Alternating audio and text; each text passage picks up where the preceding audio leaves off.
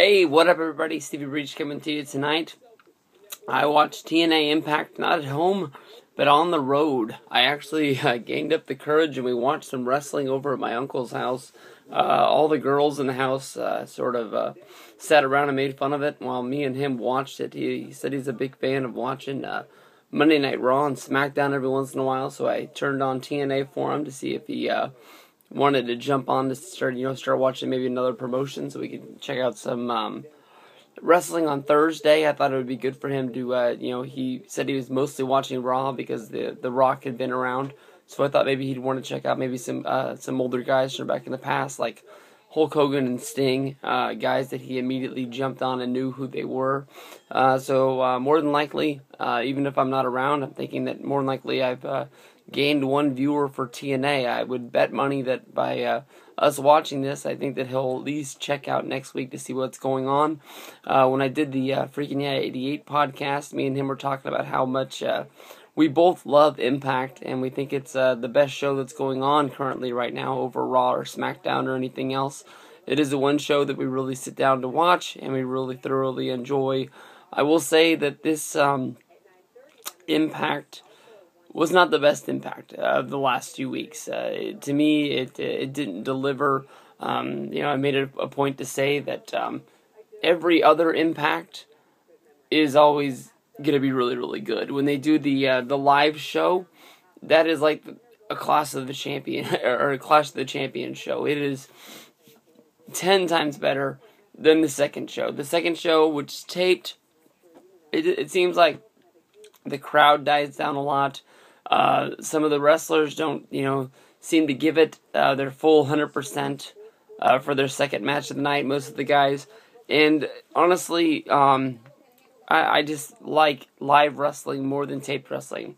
By the time I get it, it is the DVR recording of the show that was on 3 hours before, because we don't get it live here in California. At least my cable company, we only have the West Coast feed for Spike. We don't get the East Coast feed, and I don't even get to really watch it. Like the last 2 weeks, I've watched Impact on Friday or even Saturday night, and I think last week I actually had to watch it at 3 different times because of my girls kept on doing run-ins and interrupting the show, wanting to watch something else, and I just let them change it. But tonight's show, honestly, had a match that really blew me away.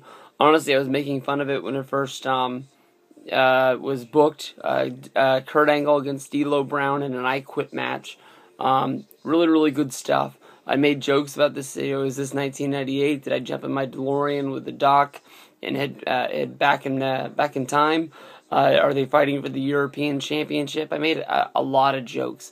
But honestly, it was a really, really good match. I know D'Lo Brown still wrestles on the independent scene, but this is his first match, I think, on TV in years. He made that one return back to Monday Night Raw in, I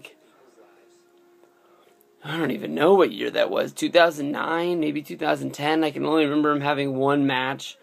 He won. I remember him coming out and getting the huge response, but I don't remember ever really seeing him ever again.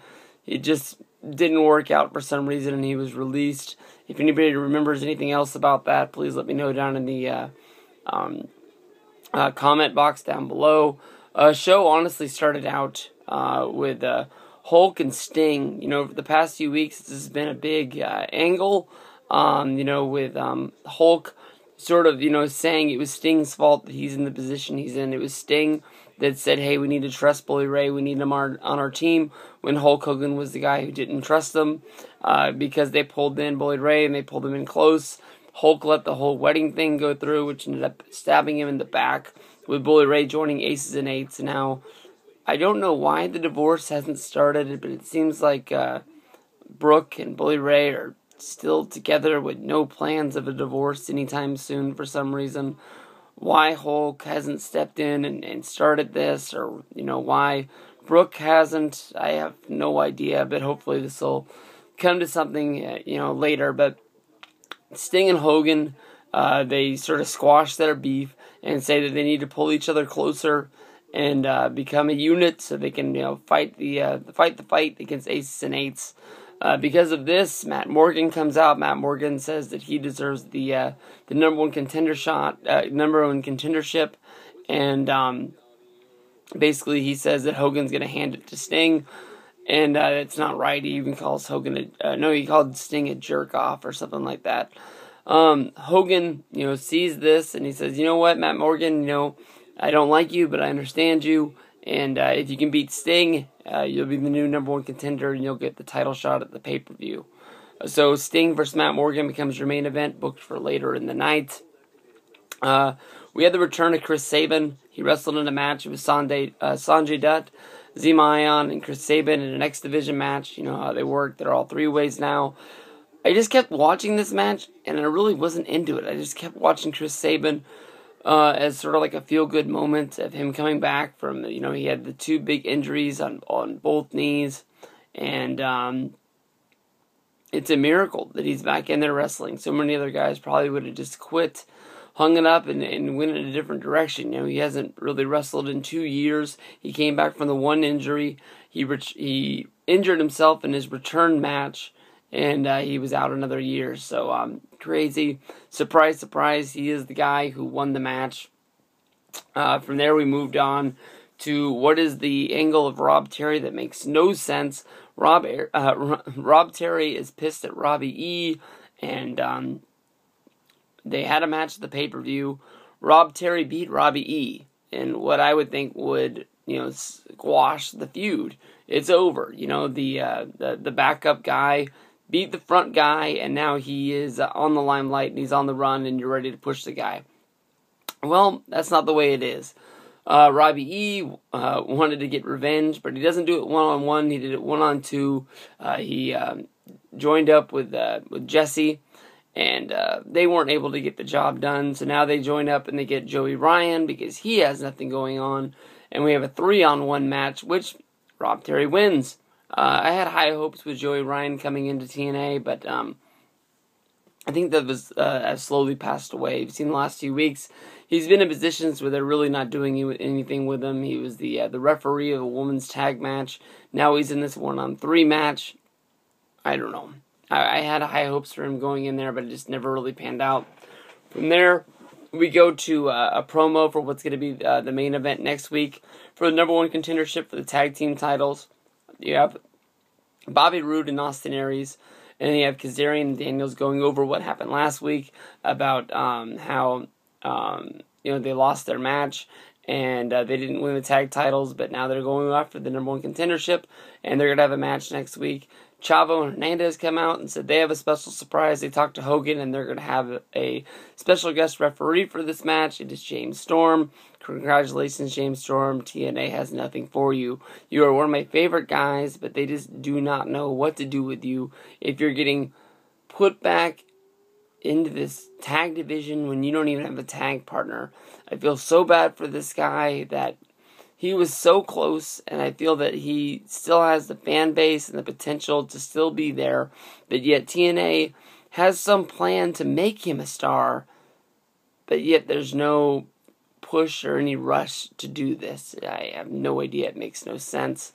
From there, we went to that Kurt Angle versus D'Lo Brown match.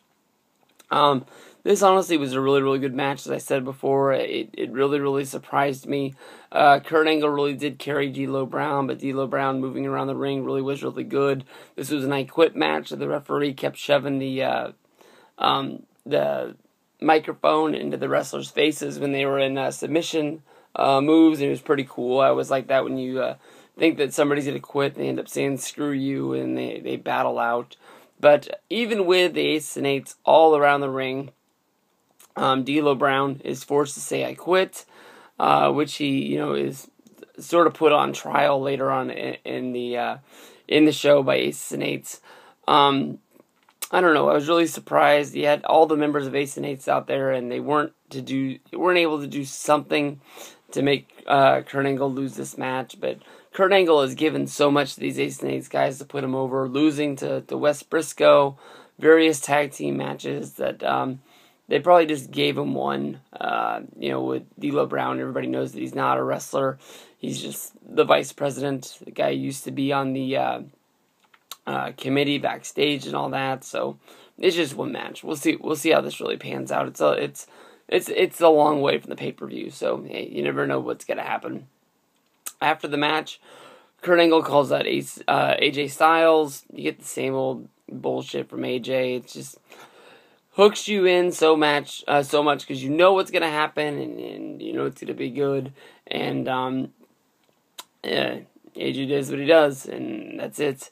From there we go to a tag match with the hottest chick in wrestling, Taryn Terrell and Mickie James, going up against Gail Kim and Tara. Taryn Terrell and Mickie James were able to pull out the win in this match. It's kind of weird. I keep waiting for Mickie James to turn heel somewhere along the way. I know it's going to happen, but I'm not sure. She wasn't able to get the job done against the Velvet Sky last week. So, with that being a face versus face match and her losing, you don't want to shove her back to the back of the pack. But also, Gail Kim's pretty hot as a heel, but she has the whole thing going with Taryn Terrell. So I keep waiting for Mickie to flip, but it's not going to happen. After the match, Gail Kim flips out, beats the shit out of Taryn Terrell, slaps the figure forerunner around the post. This feud's getting pretty hot, pretty heavy, and have to see where it goes from here. Main event time after that, it was Matt Morgan against Sting. This match fell flat. Maybe it was just already knowing who was going to win this match, but I just really couldn't get into it. I like Matt Morgan. I don't really like Sting, but it wasn't really the wrestlers that were in there. But Sting won the match. Sting's going on to Slammiversary, #1 contendership. Sting versus Bully Ray. You have TNA's only Hall of Famer going up against the leader of Aces and Eights. See if he's the guy that's going to get the job done. I don't think it's going to happen. I'm pretty sure that it's not going to happen, but you don't know. Next week, #1 contendership, you have Kaz and Daniels going up against Rude and Austin Aries. James Storm's going to be the special guest referee. As always, you're going to have something good along the way. But as I promised, next week's Impact will be a whole lot better than this one. It'll be live. It'll be in your face. Something's good's going to happen. So, peace out. Have fun. Thank you, everybody. Have a good night.